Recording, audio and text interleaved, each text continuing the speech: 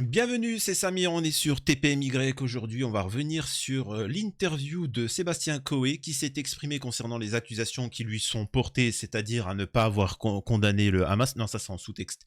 Les accusations qui lui sont faites par Julie et Zoé Sagan et Juan Branco et Myriam Palomba. Donc voilà.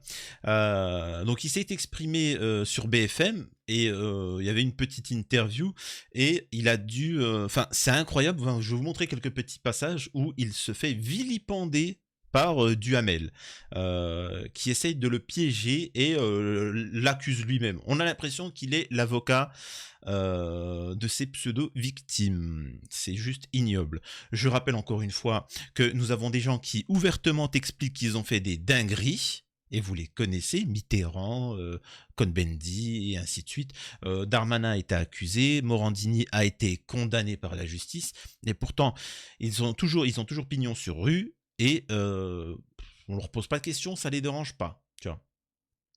Voilà, mais bon, je trouve ça étrange qu'on tombe sur Coé, bien évidemment.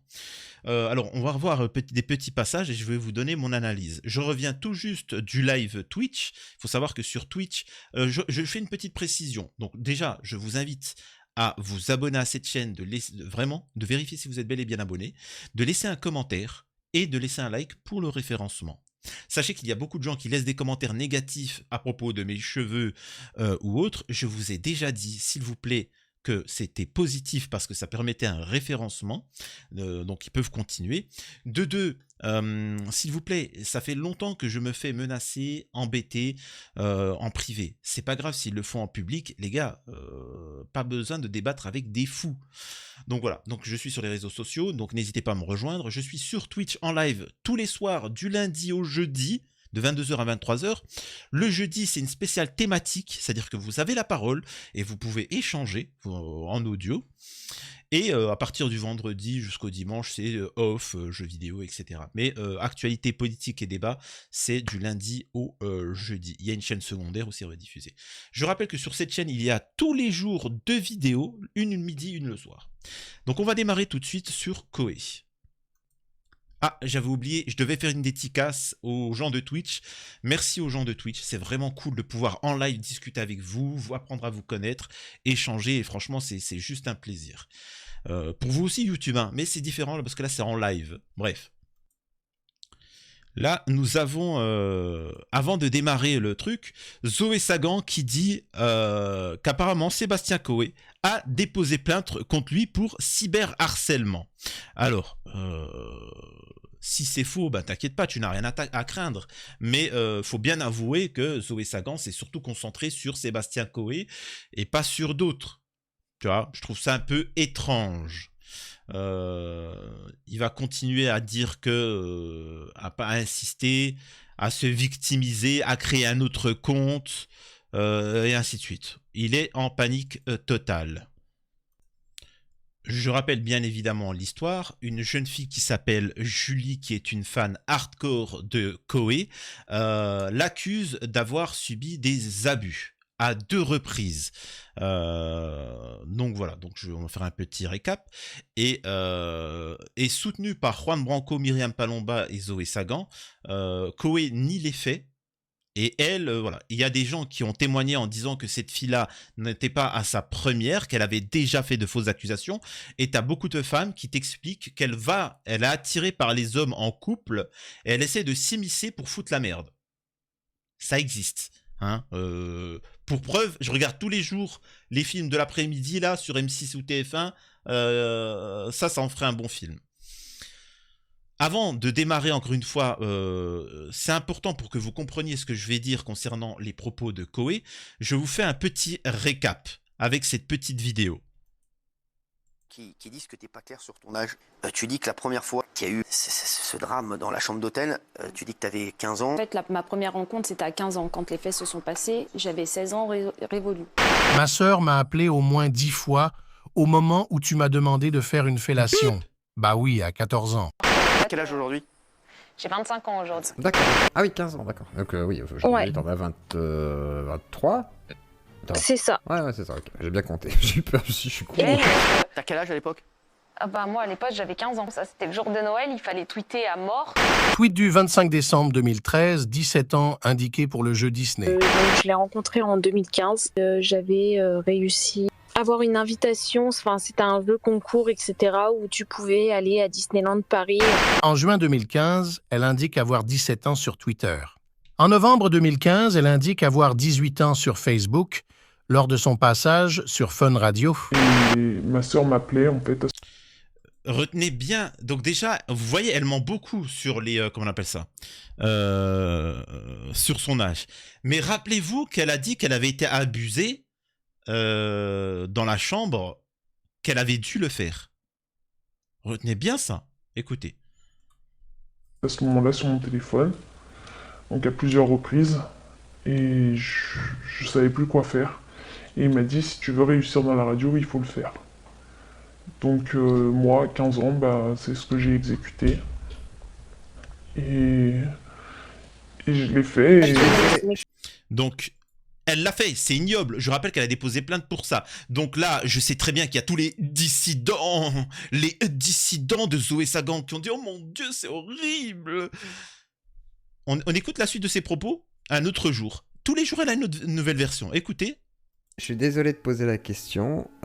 Du coup, tu as fait la fellation ou tu as refusé? Est-ce que tu as pu refuser? Enfin, du coup, ça, c'est peut-être important, j'imagine. Alors, ce jour-là, et je précise ce jour-là, mais après, les révélations reviendront peut-être quelques mois après. Mais ce jour-là, j'ai eu le temps de refuser parce que ma sœur a insisté sur mon téléphone et que j'avais le téléphone en sonnerie. Et que j'ai pu dire, qu'il a pu se rendre compte que ma sœur pouvait débarquer à tout moment, en fait. Vous aurez posé la question à l'avocat. Donc, elle l'a pas fait. Donc cette histoire-là de la chambre d'hôtel, c'est fake. Elle dit elle-même, ça change, ça commence à changer. Eh, qui avait raison? Ça commence à avoir peur, ça commence à trembler. Mais je vous le dis, il y a que moi qui vous le dis, qu'elle va se retourner en pleurant quand la justice va lui tomber dessus et qu'elle va se rendre compte qu'elle est tout seule et que Atlan, le sioniste, oui, je sais que vous fantasmez sur Zoé Sagan, mais bon. Et quand elle va se retourner, que Juan Branco, il est déjà parti. Lui, il a fait comme avec la Palestine, je connais pas, je fais comme si ça n'existait pas. Myriam Palomba qui commence à s'écarter, Julie, elle va se prendre la totale, et là, elle va comprendre, là, elle va déguster. Et donc, encore une fois, là, elle dit, non, il n'y a rien eu. Il n'y a rien eu. Ah, il n'y a rien eu. Vous êtes témoin qu'elle a menti. Combien est-ce qu'on peut lui prendre pour cette affaire? Est-ce que c'est vrai ou pas? C'est les propos de la personne, hein, c'est pas... Et bah, qui donne le nom de cet avocat que j'ai été voir? Parce que les avocats, ils sont donc déjà pas médiatiques. Moi, c'est des propos que j'ai recueillis. Non, mais de l'avocat? Oui. Bah, donnez le nom de l'avocat. C'est maître. Je peux pas le donner parce que c'est... Bah, si. si. On va pas citer nos sources. Bah, non, si. mais c'est une femme ou c'est un homme? C'est un avocat, c'est un homme. Et bah, ça prouve que c'est complètement faux. Après, j'ai vu des femmes. Ah oui? Bah, ouais. Et je l'ai vu. C'est-à-dire qu'elle est obligée de mentir. Et puis, comme elle a l'habitude d'avoir des dissidents, tout ce qu'on dit, on le croit.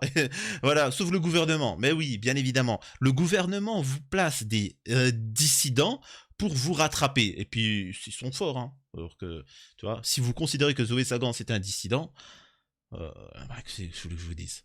J'ai vu de mes propres yeux. Hein. Bah, c'est une avocate que j'ai vue. Je vois que des femmes. Enquête du quotidien, 20 minutes, du 3 décembre 2023. De son côté, Julie dit aujourd'hui s'être séparée de son trop médiatique avocat, Juan Branco. À l'heure d'aujourd'hui, je suis... Il faut savoir que Juan Branco dit que c'est lui qui s'est éloigné, parce qu'il commence à... Je vous ai expliqué une chose. L'affaire d'Israël-Gaza, ça va faire tomber beaucoup de masques. Et ça a fait tomber le masque de Juan Branco. Ça fait tomber le masque de Zoé Sagan. Ça fait tomber le masque de Palomba. Ça fait tomber le masque de Hanouna. Ils se sont tous grillés. Et je sais que, mesdames, mesdemoiselles, vous qui voyez toutes ces preuves, pour vous c'est factuel, c'est une menteuse. Mais je peux vous assurer que les hommes, quand ils voient ça, ils disent quoi ?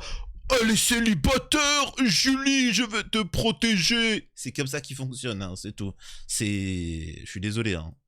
Aujourd'hui, je suis complètement anéantie par tout ça, j'ai perdu beaucoup. Mais c'était il y a 10 ans, cette affaire? C'était il y a 10 ans, ouais. Et tu l'as revu après? Je l'ai revu, ouais. Tu l'as revu plusieurs fois ou... Je l'ai revu plusieurs fois. Est-ce que tu allais encore à ces émissions? Tu allais encore dans le public? J'allais encore à ces émissions.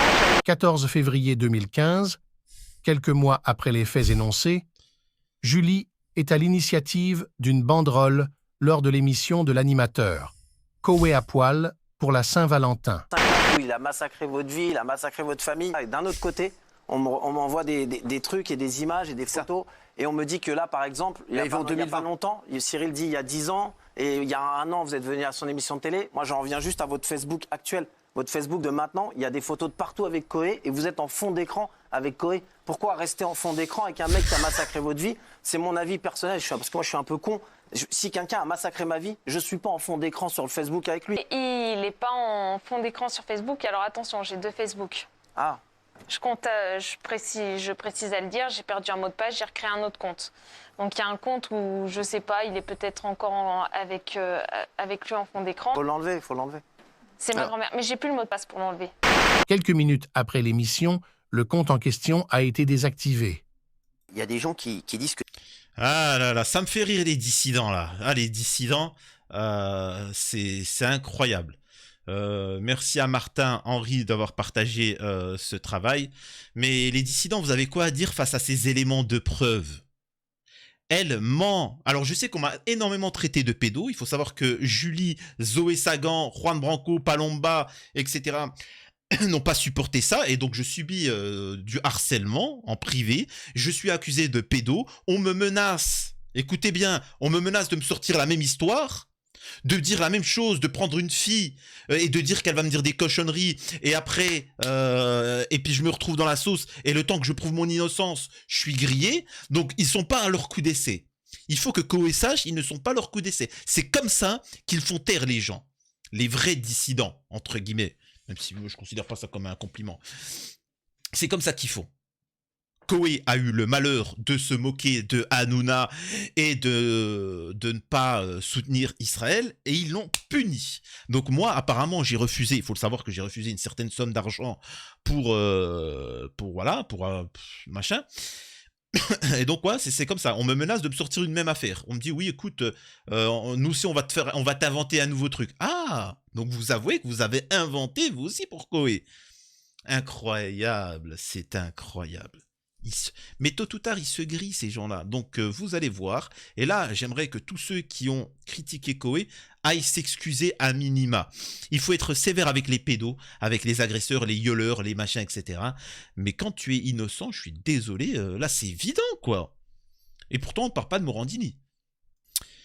Et là, j'ai plusieurs choses à vous montrer. Là, c'est l'interview de Koé. Et il y a plusieurs points que je vais ressortir de ces propos. Donc, je vous montre les passages qui sont intéressants. Ma parole était pour la police, les services de police. Je vous en parlerai tout à l'heure un petit peu plus, avec lesquels j'avais besoin d'échanger, avant d'aller s'expliquer. Vous avez entendu que je n'ai rien dit pendant des jours, ce qui est très dur pour moi, qui suis un homme de communication. Merci pour cette invitation. J'ai longtemps hésité, mais j'avais besoin de parler à des gens. J'avais besoin de remercier les milliers de gens qui me soutiennent, vous savez, de ces fans que l'on appelle, qui est avec moi tous les jours, qui subit et qui... Qu'est-ce que vous subissez? Je subis ces attaques et ces accusations pour lesquelles je suis... vous savez, mes enfants, quand j'ai mon fils qui lit des attaques terribles sur Internet, à qui je dois dire à un moment donné, alors il a 23 ans, le plus grand, à qui je dois dire, voilà, papa a subi des attaques, mais tout est faux. Et qui me dit, papa, t'inquiète pas, je sais, il n'y a pas d'inquiétude à avoir. Quand j'ai ma belle-fille et que je pleure dans ses bras, c'est quelque chose qui n'est pas normal. Ça devrait être l'inverse. Les enfants doivent pleurer dans les bras des parents, pas l'inverse. Donc, je vais essayer de vous dire comment je suis en ce moment. À l'intérieur, je suis en morceaux. Je suis dévasté. Je pensais dans ma vie, vous savez, avoir connu des moments durs. Pourquoi je vous montre ce passage-là? C'est pour vous montrer qu'une fausse accusation est gravissime. Certes, il faut tomber sur les coupables, les responsables, etc. Mais qu'une fausse accusation n'est pas anodin. elle a détruit Koé, et ils ont détruit Koé, mais sans aucune pitié. Le mec est détruit, sa famille est dans le sale. Donc je suis désolé encore une fois, moi je suis comme le président de la Corée du Sud, je suis pour qu'on mette 15 ans, 20 ans ferme si c'est une fausse accusation. Parce que Koé, il aurait pu en finir, tellement il est traumatisé. La femme de Koé, elle aurait pu croire ses propos et divorcer, etc. Mais vous-même, enfin, dans les dissidents, regardez les dissidents, les fans de Zoé Sagan, ils croient, vous avez vu les preuves comme quoi que c'est une menteuse, c'est un fait. C'est pas une interprétation, c'est un fait, elle ment constamment. Et pourtant, vous avez détruit Koé. Je suis pas un fan de Koé, mais il faut respecter les innocents. Finalement, je vais peut-être pas tout vous mettre les extraits parce qu'en fait, on s'en fout. Je vais juste, parce que je vois, on est déjà à 16 minutes, donc je vais vous dire ce qui s'est passé dans cette interview pour résumer. Duhamel a été l'avocat de Julie, Zoé Sagan, Juan Branco et Israël. Donc il est venu, oui, mais vous savez, est-ce que ça a eu lieu ou pas? Et Koé disait non, tout est faux. Tout ce qu'elle a dit, c'est faux et c'est faux. Oui, mais est-ce qu'il y a eu lieu ou pas? C'est faux ce qu'elle dit, c'est faux. Oui, mais est-ce que ça a eu lieu? Voilà, pendant 8 minutes, le mec, il a fait bien chier là-dessus. Alors qu'il lui dit, mais je réponds. Il a fait que d'attaquer Koé. Donc Koé s'est fait défoncer. Il a su bien répondre, mais il s'est fait défoncer. Il a rappelé des points importants, Koé. Premièrement, que c'est lui le premier à avoir porté plainte. Personne n'avait porté plainte. C'était juste pour le salir et pour lui tirer de l'argent. Et pour certaines raisons. Mais c'est lui qui a déposé plainte. Et quand Koé a déposé plainte, là, Zoé Sagan a eu peur. Juan Branco, il a fait... Oh, il a... Wow, il est parti, tu vois.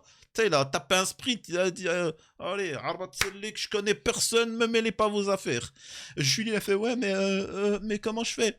Palomba, elle a dit moi, je m'occupe pas de cette affaire, je défonce Koé parce qu'il ne soutient pas Israël, mais me mêle pas de tes affaires. Zoé Sagan, il a dit à Julie vas-y, fonce, toi aussi, porte plainte, sinon je suis dans la merde. Donc c'est ce qu'elle a fait, la pauvre. Mais c'est bien lui qui a commencé la procédure judiciaire. Pas confondre l'inverse. Voilà, ça, bon, ça je l'ai déjà dit. Il dit qu'il la connaît, oui, que c'est une femme, mais parmi tant d'autres. Il dit que tout est faux. Ensuite, dans le témoignage, cette fille-là explique qu'elle est traumatisée, qu'elle en peut plus. D'accord, mais tu es traumatisée et tu en peux plus. Depuis quand? Je suis désolé. Depuis quand? Parce que si c'est depuis 2014 que tu es traumatisé, que tu vas en finir, t'en peux plus. Comment ça se fait qu'en 2015, tu es parti le voir? Comment ça se fait qu'en 2005, tu es fan, tu as son fan club? Comment ça se fait qu'en 2022, il y a quelques mois, tu prends des photos de lui, tu le kiffes? Comment ça se fait, sachant que tu n'en peux plus? Alors oui, bien évidemment, tu as tous les dissidents de Zoé Sagan qui viennent « Oh, tu n'en peux plus, mais t'inquiète pas avec moi, tu vivrais le grand amour. » Parce que c'est que ça, voilà. Je répète, c'est une menteuse. C'est une... Menteuse! C'est une menteuse! Elle ment en allemand! Une colossale conspiration. Ensuite, nous avons aussi une nouvelle plainte d'une certaine Sarah. Sarah vient de déposer plainte. Alors, je rappelle qu'à ce moment-là, c'est des propos qui sont tenus. La justice n'a rien. Koé n'est pas au courant de cette Sarah. Mais dans les médias, il y aurait une Sarah qui aurait déposé plainte et qui dit « Moi, je ne connais pas Julie. C'est à tout hasard que je dépose plainte comme ça. » Tu te fous de notre gueule. Tu te fous de notre gueule. Ça veut dire que ça fait 20 ans que tu n'as jamais parlé de cette affaire-là. D'un seul coup, Koé, il décide de porter plainte contre ceux qui racontent des bobards. Et là, tu sors du... Julie, elle commence à déposer plainte. Toi aussi, arrêtez. C'est pas cohérent. Ensuite, va lui être reproché à Koé une question. Ils vont lui dire, oui, mais... Est-ce que ça est déjà arrivé que tu profitais de ta notoriété pour séduire? Alors Koé n'a pas répondu à la question, mais moi je vais y répondre. Oui, Koé s'est tapé des meufs grâce à sa notoriété. Oui, Billy. Mais en fait, je vais t'expliquer un truc. Moi qui fais 1m85, j'ai profité de ce 1m85 pour séduire. Je me trouve pas grand, hein, vraiment. Je me trouve normal. Mais comparé à un homme qui fait 1m60, croyez-moi, j'ai cet avantage-là. Donc oui, la taille joue. Oui, pour un homme beau profite de sa beauté, comme pour une femme. Là, je vais parler des hommes et des femmes.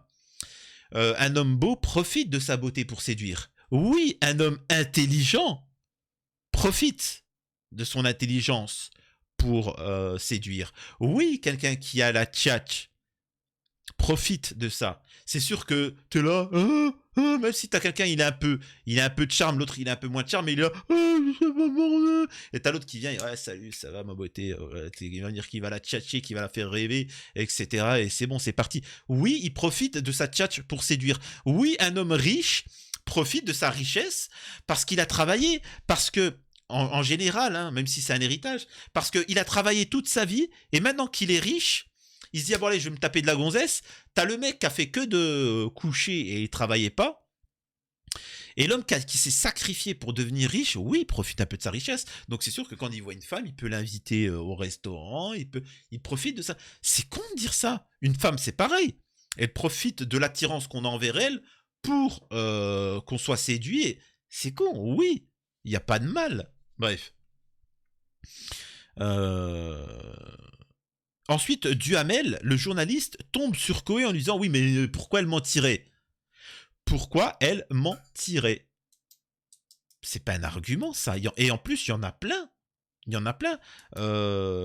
Premièrement, l'argent. Justement, ils ont déposé plainte parce qu'ils ont des preuves comme quoi que ils ont voulu extorquer Coé.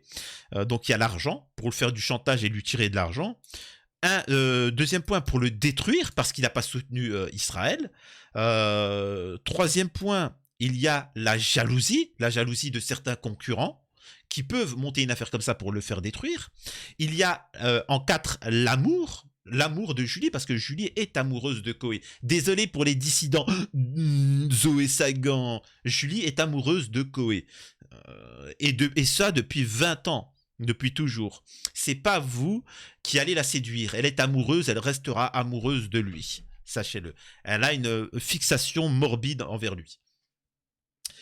Et comme elle est amoureuse, elle sait très bien, en fait, c'est comme dans les films, elle va vouloir qu'il divorce, le détruire sa carrière, pour venir et « Oh mon pauvre, t'inquiète, moi je serai toujours là ». Et hop, elle le récupère. Nous avons aussi la psychiatrie. Ça peut être une raison. Tu as des gens qui sont complètement tarés et qui font des actes inconsidérés. Et nous avons aussi la carrière. C'est un bon moyen de se faire connaître et de pouvoir percer dans le milieu. Je suis celle qui a dénoncé un tel. Je suis disponible pour travailler à la radio. Donc voilà. Après, il y a eu d'autres trucs. On l'expliquait que dans son émission, il était un peu... Ça parlait Huc, etc. Ouais, bon, après, j'ai envie de te dire, en 2006, quelle émission... Enfin, bref. Donc, voilà un petit peu ce qui a été dit sur Coé. Voilà. Encore une fois, les faits sont là. Elle a menti, et lui n'a pas menti. On attend la procédure judiciaire. Et voilà. C'est aussi simple que ça. Je répète pour résumer, pour ceux qui arriveront à la fin, c'est que Julie a... Menteuse! C'est une menteuse! Elle ment en allemand! Das ist eine kolossale Konspiration! Et je dirais que Zoé Sagan, Atlan... Tu mens! Tu mens! Tu mens! Il ment! Et que Myriam Palomba... Menteuse! C'est une menteuse! Elle ment en allemand! Das ist eine kolossale Konspiration! J'espère que tous ceux qui me sont tombés dessus pour avoir soutenu Coé vont s'excuser au moins en commentaire pour moi et aussi pour Coé, hein, mais pour moi, parce que moi c'est en commentaire que vous m'avez menacé et insulté, etc. Donc je vous invite à vous excuser platement. Et voilà, et tout simplement, et apprendre à être méfiant, neutre, et prendre du recul. Je sais que parfois je rigole, je taquine, je fais des petits trucs un peu, je fais le foufou, mais ça c'est l'apparence. L'apparence, c'est du m'embalèque. Par contre, dans mon esprit, attention, c'est très réfléchi, je n'accuserai jamais, je ferai très attention face à des innocents. C'est pour ça que, par exemple, concernant Tao et sa mère, la mère de Lina, Fanny, pour moi, ce sont des... Menteuse! C'est une menteuse! Elle ment en allemand! T'assistes à une colossale conspiration. Je peux me tromper. Mais au vu des éléments que j'ai, je vous dis mon intime conviction. Avec Koé, c'est pareil. En tout cas, dites-moi ce que vous en pensez. Est-ce que vous considérez que Koé est coupable ou non? Est-ce que vous considérez que Zoé Sagan est le plus grand dissident de tous les temps? Dites-moi, ça serait intéressant de le savoir. Je vous invite à vous renseigner sur qui est Zoé Sagan en regardant mes vidéos. Vous seriez surpris. Et voilà. À la prochaine, c'était Samir TPMY. On se retrouve juste après le générique pour la scène post-générique. Parce qu'il y en a qui ne sont pas au courant qu'il y en a.